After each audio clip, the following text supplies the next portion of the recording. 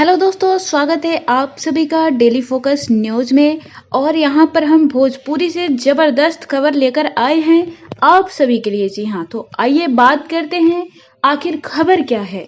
इस वीडियो में हम आपको भोजपुरी के ऐसे सुपरस्टार के बारे में बताने जा रहे हैं जो आए दिन अपने गानों से सबके दिलों पर राज करते हैं। जी, आप सभी के चहेते कल्लू यानी कि अरविंद अकेला कल्लू लेकर आ गए हैं एक नया गाना जिसका नाम है कमर धके झूला। जी हाँ, यह वीडियो सॉन्ग कल सुबह में यानी कि 6 जुलाई को यसी फिल्म्स पर रिलीज किया जाएगा, जो कि काफी धमाल मचाने वाला है। पावर स्टार पवन सिंह, खेसारी लाल यादव और राकेश मिश्रा हर कोई लोकगीत लेकर आया है।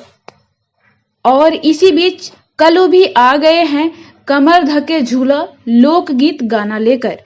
इसके गाने के बोल लिखे हैं मुकेश मिश्रा और संगीत है आर्या शर्मा का। जी हाँ, आजकल काफी चर्चाओं में है आर्या शर्मा। तो आप लोग कल्लू के इस लोकगीत को कमर धके झूला को ढेर सारा प्यार दीजिए और ये भी बताइए कि कल्लू की जोड़ी इस पोस्टर में किसके साथ है और कैसी लग रही है। नीचे कमेंट बॉक्स में कमेंट करके अपनी राय जरूर दीजिए।